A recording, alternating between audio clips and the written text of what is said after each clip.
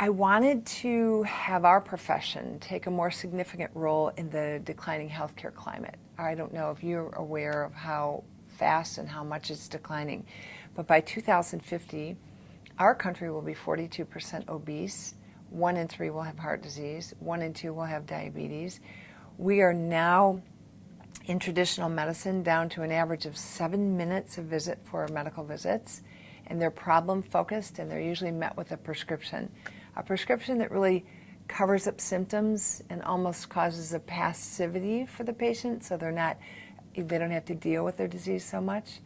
So what I've seen in my years of practice is this steady decline in health, and I know that dentistry, which has these 1 hour, 6-month preventive visits, which by the way aren't preventing much because the diseases we're trying to prevent are getting worse too. We could have a much richer role in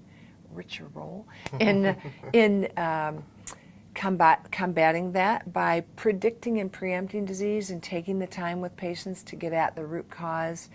facilitate some health change behavior, take a look with them at what makes sense, what they're working on, where they want to go, and sort of take patients one step further every time. So my role is to influence my whole profession toward that, which is not easy.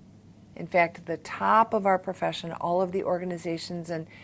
academies and schools recognize that this is a future for dentistry. The ones who don't recognize it are the dentists themselves. As you know, it's hard to change what we're doing traditionally, and so challenging traditional thinking means I need to actually be where they are. So I have to go